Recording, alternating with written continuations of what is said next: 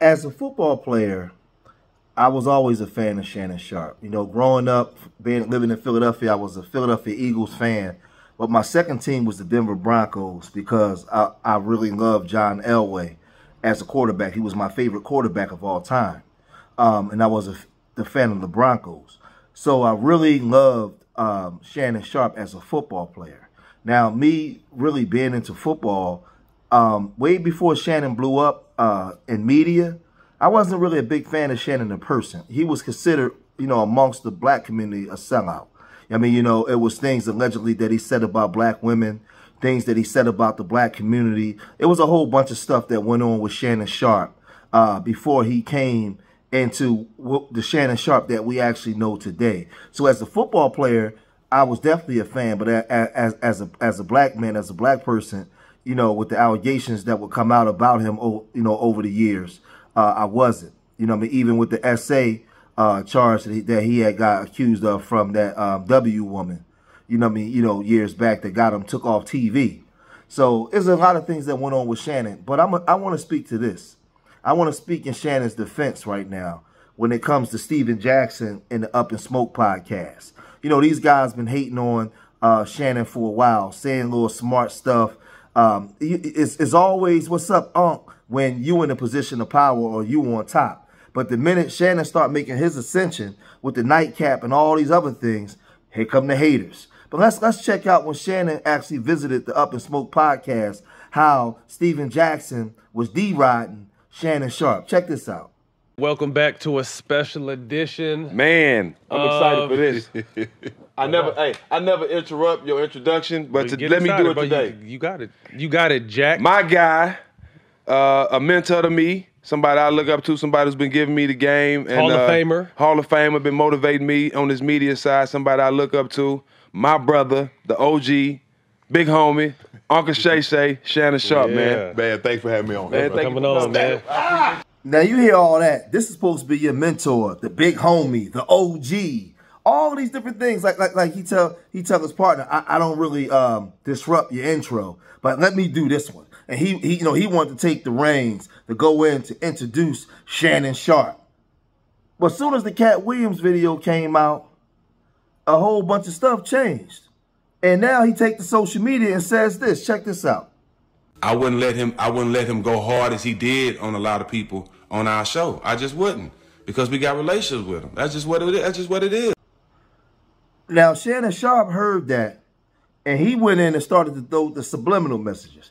Because Shannon Sharpe also heard that illustrious intro that you gave him when he came on the Up in Smoke podcast. Shannon heard all that kind of stuff. Now, when he dropped the Cat interview and it hits $50-something million, you want to just speak on Shannon because you want to get your voice out there. You want to get your voice and your podcast in the mix because you know, dirt and salacious stuff sell. But let's listen to how Shannon responded. Just out the mud. I came from the trenches, right. And you got more hate in your heart with all that you got, that you've been blessed with so much, and all you do is hate on a man that you think better. In other words, Shannon was telling him to get his weight up and stop hating so much. Make better content. I'm on the block now. There's a new sheriff in town. And this is the thing. If he was your OG or the big homie, you could have called Shannon on the phone. Why couldn't you call Shannon on the phone and just voice your displeasure about how you felt about the situation? He didn't do that. He took the social media to take the social media route because he knew that would garner views and attention that he wanted. But this is supposed to be your mentor, your big homie. Who does that to the big homies? Who does that to their mentors? But this is the stuff that goes on in these spaces, especially amongst black men. The black man is the biggest hater of his brother more than the white man or anybody. It's the black man. The black man hates his brother.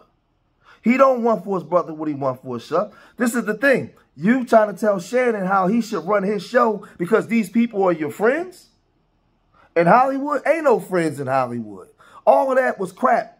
That was crap. But he also, Mike Epps now went on to the Up in Smoke show. And it's not even that good no more now with, you know, Nightcap and Club Shay Shay and so many other channels out. Nobody even really watches that channel no more. But let's really get into and look at what Mike Epps was saying. You know what I mean? On the Up and Smoke podcast, and we'll come back. Recently, there was headlines between, you had to stand up, you had said some stuff, and obviously Shannon Sharpe in his podcast and Cat Williams and all this, it really made headlines, broke records. You recently got in the man and was telling jokes, how you tell jokes, and it kind of started getting back and forth, but I was glad, I knew it would happen. You and Shannon were able to talk and figure it out, and that happened, I think, yesterday, if I'm not mistaken. Can you you don't have to tell us what it was about, but just how that came about and where you guys are at now? Well, we at the end of the day, this is all entertainment. That's what this is. We're not selling drugs. We're not in the underworld. So there's some guidelines and rules to the business that we're in. And, at the end of the day, we got families, we got kids and stuff like that. So sometimes we can get out of line, man. And me personally, I can get out of line a little bit. Well, I said some stuff that I didn't, some stuff I shouldn't have said. Some of the stuff was good, it was funny, everybody was laughing, but then when I went back and looked at it, I said, yeah, I kind of crossed the line a little bit, but when you cross the line, you're already there. So I just didn't expect the brother to get so mad about it, And then, like I said on the podcast, I said a lot of people have been talking about it. I seen it on Saturday Night Live. I seen a lot of Corey Holcomb, different ones. I just was wondering why, you know what I mean? You got singled out. And then, he told me, he was like, you know what, Mike, I'm gonna be honest with you. It was because it was you. He said, because guess what? I fuck with you. These people out here, they'll damn near do what you tell them to do. So when he said that, I said, damn, you right, man. I didn't look at it that way at first. And it just brought some light to me, man. And, I felt bad about it. And I wanted to meet up with him and personally look him in the face and tell him that I was sorry. Because I've been messing with people and talking about them since I was a kid. But now I want you to hear what Steven Jackson had to say about the public and people calling Shannon Sharpe LGBT. I want y'all to hear what he had to say. Nobody's too big to be talked about, though. You did the right thing, but everybody can be talked about. I not talk about everybody. Yeah. I have talked about everybody. I'm serious. I talked about Shaq straight in his face. I didn't call him Shrek and all kind of, he just be laughing. I'm thinking that he gonna laugh too. You only get mad like that when there's some truth to it, dog. Now, in defense of Shannon Sharpe, this shows just how much of a hypocrite Steven Jackson is. Because you said that when people come onto your show, you're not going to let people talk like that. Well, why are you talking like that about Shannon, who's supposed to be your mentor and your homie, your OG? This is the hypocrisy. Like, he had all kinds of people come on there and talk trash. You talk trash about Isaiah Thomas when Isaiah Thomas helped you get back in the league. This dude is like the epitome of a sucker, man. He's the worst type of friend that you can have, man. He has absolutely no loyalty to nothing. I thought he was Muslim.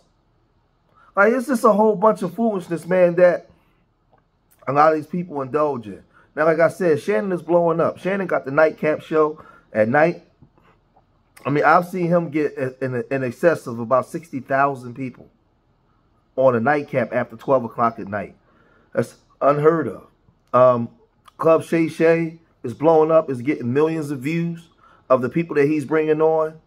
Like I said, he's on TV, and he had an illustrious football career. So Shannon Sharpe has, he's had a great life. Now, a lot of the LGBT rumors is out, and I've seen some stuff that's questionable too. You know what I mean? But like I said, I'm in the black YouTube space. So in the black YouTube space, man, you're gonna get pounced on. People gonna talk about you. That's just the way it is. You gotta have thick skin in this space, man, if you want to come over here. So calling Shannon Sharpe LGBT is really lightweight compared to some of the things that happens here in the spaces amongst our people, man.